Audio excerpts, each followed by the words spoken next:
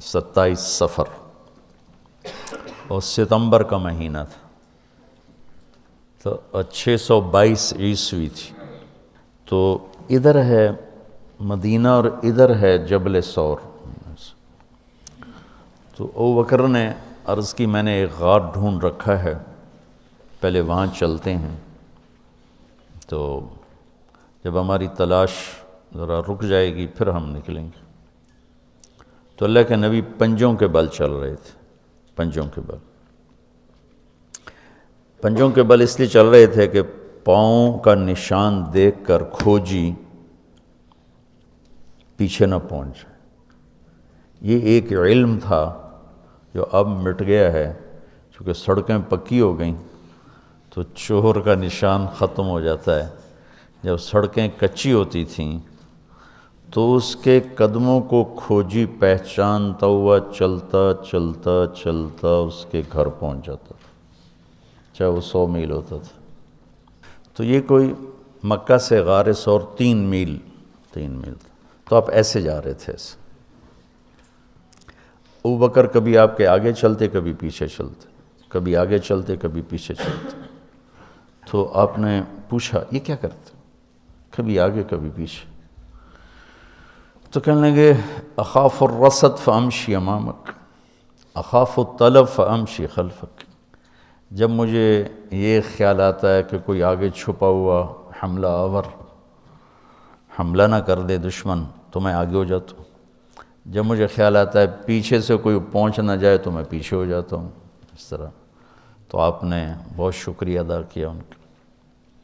جب پہاڑ پہ چڑھنے کا وقت آیا تو آپ کی انگلیاں زخمی ہو گئی تھیں ایسے چلتے چلتے۔ کس قدر نبی اسباب کی رعایت کر رہے ہیں، اسباب کی رعایت کتنی ضروری ہے۔ تو ابو بکر نے آپ کو کندھے پہ بٹھایا اپنی کمر پہ، اور غار جبل ثور ایسے سیدھا پہاڑ ہے ایسے، میری آج تک ہمت نہیں ہوئی چڑھنے کی، حالانکہ کتنے سالوں سے اللہ لے جا رہا۔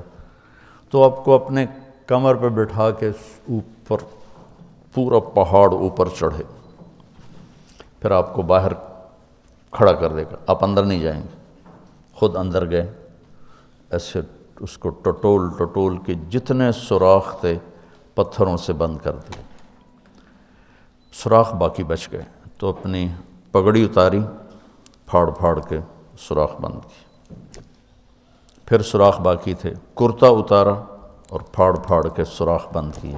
ایک باقی رہ گیا جس میں وہ سانپ تھا۔ علماء نے لکھا ہے کہ وہ سانپ جو ڈس رہا تھا، ایک تو سانپ اپنی فطرت سے ڈستا ہے نا، علماء نے لکھا ہے وہ اس لیے ڈس رہا تھا کہ وہ راستہ مانگ رہا تھا دیدار نبوت کے لیے۔ یہ کئی علماء نے یہ لکھا ہے کہ وہ اپنی فطرت سے نہیں، احتجاج کر رہا تھا کہ میں نے راہ دے، میں بھی دیدار کرا، میں بھی دیکھنا چاہتا۔ یہ تھا۔ تو کہا یا رسول اللہ آئیے۔ جب آپ اندر تشریف لائے تو اندھیرا تھا، پتہ نہیں چلا۔ جب تھوڑی سی روشنی ہوئی تو دیکھا ابو بکر کا نہ کرتا تھا نہ عمامہ۔ تو آپ نے پوچھا تیرا کرتا کدھر ہے، تیری پگڑی کدھر ہے؟ تو انہوں نے اشارہ کیا کہ یہ سارے سوراخ تھے۔ تو اللہ کے نبی کی آنکھیں چھلک پڑیں، اور آپ نے ایک دم بے ساختہ کہا یا اللہ میں ابو بکر سے راضی ہوں، تو بھی اس سے راضی ہو جا اور اسے جنت میں میرا ساتھی بنا دے۔ تو اسی وقت جبریل اترے اور آ کر کہا یا رسول اللہ تعالیٰ خوشخبری دے رہے ہیں کہ وہ آپ کے ساتھی سے راضی ہو چکے ہیں اور جنت میں یہ آپ کے ساتھی بھی ہیں۔ یہ خوشخبری ہے کہ یہ جنت میں آپ کے ساتھی ہیں۔ تو انہوں نے قریش نے کھوجی بلا لیا، تو انہوں نے وہ انگلیاں پکڑ لیں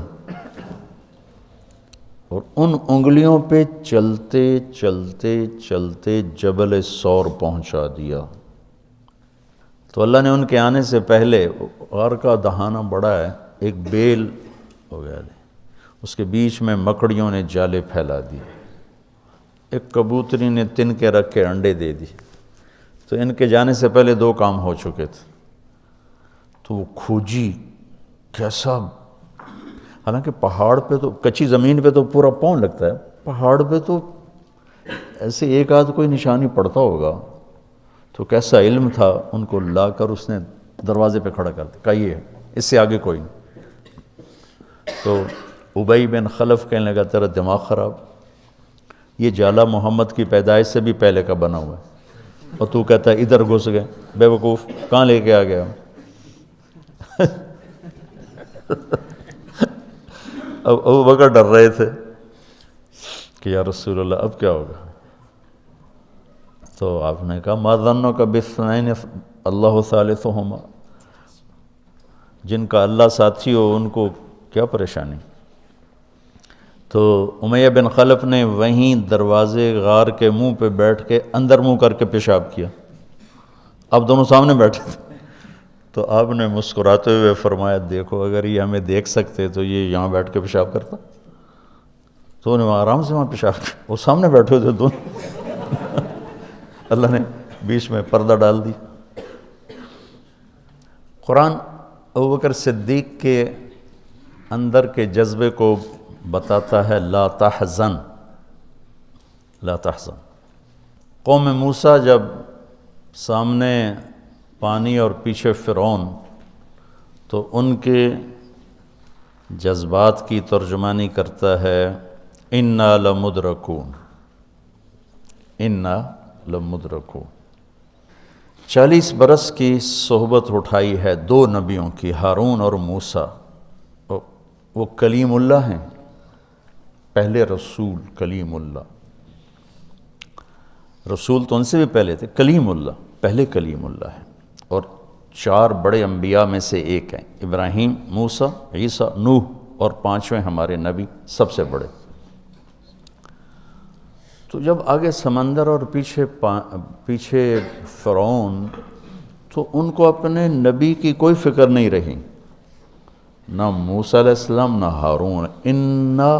انا میں غور کرو، اور لام پہ غور کرو، ایک انا اور لام، اس کا ترجمہ میں یوں کیا کرتا ہوں کہ کہنے لگے موسیٰ تو نے مروا کے ہی چھوڑا ہمیں، آپ کا کیا بنے گا، اب کیا ہوگا، آپ کی جانوں کو خطرہ ہے، ہم مارے گئے، ہم پکڑے گئے۔ تو آگے موسیٰ علیہ السلام نے اتنی شدت سے کہا کلا۔ کلا کا ترجمہ میں یوں کیا کرتا ہوں کہ ہو تسی اسے لیک کہ یا تسی پانی ڈوب جاؤ یا تو فرعون لتر مارے، لیکن ان معی ربی، میرا رب میرے ساتھ ہے، مجھے بچائے گا تو میری تو فعل تم بھی بچو گے۔ تو انا لمدرکون ان کے ذہن کی عکاسی کرتا ہے، پستی ذہن کہ صرف اپنی پڑ گئی، اور لا تحزن عکاسی کرتا ہے کہ ابراہیم ابوبکر اپنی جان کا اگر خوف ہوتا تو لفظ آتا لا تخف، انہیں غم لگ گیا اپنے نبی کا کہ اب میرے نبی کا کیا ہوگا۔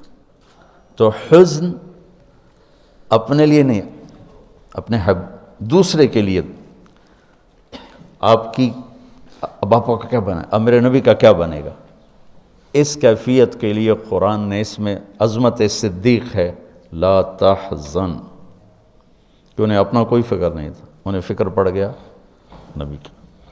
تو انہوں نے کہا ان اللہ معنا، اور ان اللہ معنا، صدیق کو بھی اپنے ساتھ لے لیا، تیرے میرے دونوں کے ساتھ اللہ ہے، فکر۔ موسیٰ علیہ السلام نے صرف اپنے آپ کو لیا ان کے اس جملے کی وجہ سے، ان معی ربی، میرا رب میرے ساتھ۔